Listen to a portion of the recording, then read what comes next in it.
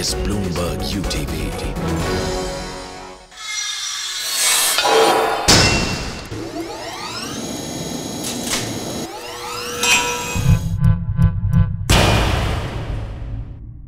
This is Talkback. I'm Hindol Sengupta, returning on my show to talk about the Maoist threat. Here's senior communist leader A B Bardhan. A B Bardhan, welcome to Talkback once again. Let me begin by asking you, in many minds in India, people believe that the communist parties covertly support Maoism. Is that true? It's not true at all. It's a complete falsehood. But then, Maoists are also trying to work for the people. Their tactics are wrong. Their assessment of the Indian independence is wrong. Their total assessment about the Indian situation is wrong. On all these things, you see, we differ with them. What is your exact... But then we do not agree with the government. And we do not agree, you see, with certain other people who think that they can be equated as terrorists. They are not terrorists. It's a distinction lost on many minds, in many common minds. Maoists, like we know of terrorists, abduct people. They threaten to behead them.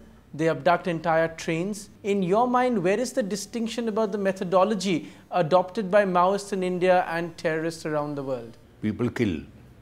Dacoits kill. Leaders kill. Imperialist leaders. They resort to mass killing. That superficial aspect equates all of them. Superficially, you can say that they are doing this, but that is only the superficial aspect. So you have to look at the whole motivation behind it. The problems which you are facing, you have to look at that. And that you will not be able to deny, you see. They are flourishing precisely in those areas where there has been no development 60 years after freedom. They flourish in those regions where you see the people are most exploited. Super exploitation takes place there. The Adivasis, the tribal people, the people you see who are the have-nots, really. They're absolutely different things. We must know if sociologically, politically, and exactly what we have to do to solve the problem, we must know what the motivations are. Let me then ask you, the Prime Minister and indeed the Home Minister now believe, as many other people do in government and outside government, that the Maoist threat to this country is larger than any threat this country faces from any terror organizations inside India or outside India. Would you agree to that point of view? I also do not agree with that point of view. Why not? It is because, you see, they are covering up their own incompetence, their own failures for the last 6 decades. They who have done nothing are now, you see, faced with the whole problem. So they try to dismiss it by saying that it is a great threat. It became a great threat because you gentlemen did nothing for the people. You allowed those people, you see, to remain as backward as possible. And after 60 years now to tell them that because of the Maoists they are not able to develop that areas is, you see, upside down logic. You began this interview by saying that you do not believe that the processes followed by the Maoists is correct. Some people believe that while leaders like yourself would say this in an interview, the critique coming from the larger set of left leaders is not vibrant. There is not enough critique when an entire train, for instance, is held hostage. Do you want to go into that? Certainly. I would really like to ask the railway minister, how does he, you see, a Rajdhani Express hurtling through, you see, the space, hurtling through the railway lines at more than 100 kilometers per hour, gets stopped just like that? And how is it that that train did not have security guards, not one fellow? Many questions will have to be asked to the railway board, to the railway ministry. So let us not go into that. The critique of Maoist violence has come down to the battle between the left and the Trinamool Congress. You see, it is known, a fact, there is evidence to which go to show that the Trinamool and the Maoists are collaborating. For what immediate gain, I don't know. The immediate gain at least can be seen in one sense. Both would like to see the left front government, you see, and come to an end. But what is the long-term game? Do you feel that left leaders voice enough critique to extreme Maoist violence? What should they do? Critique more? They are criticizing. We are doing it, and as far as the left leaders in West Bengal are concerned, they are at the receiving end, at the other end of the gun. You know, they are being killed.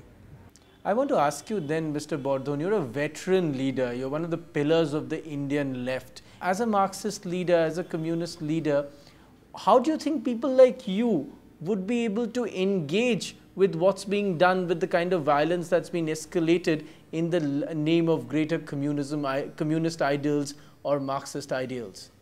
In fact, what I said to begin with is enough to show that according to me, the Maoists are harming the cause of communist ideas the most.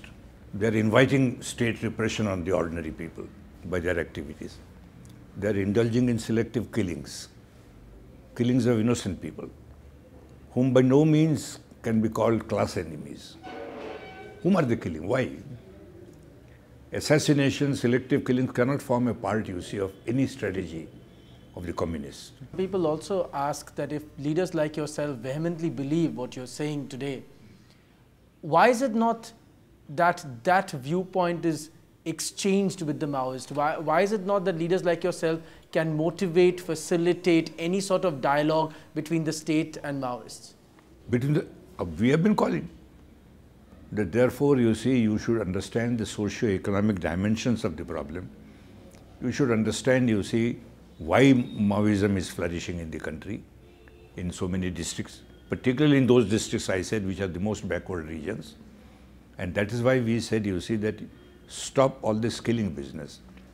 I'm telling them, and I'm telling the government, that you are not going to curb it, you see, only through your police actions.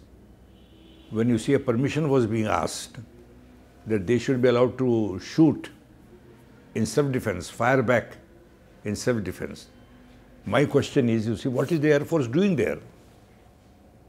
Self-defense against whom? You go there, do all these jobs which are military jobs, which are a part, you see, of the campaign against the Maoists, and then you want to say that you are, want to fire in self-defense.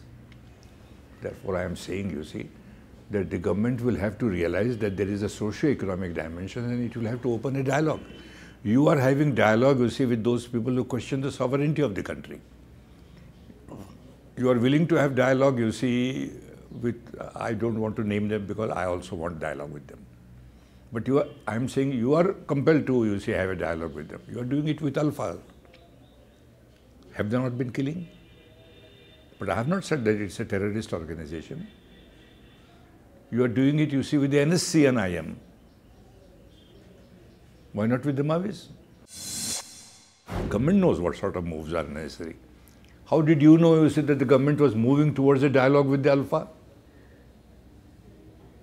How do you know, you see, that in Kashmir, when he talks of silent diplomacy, he is not already having some sort of backroom talks?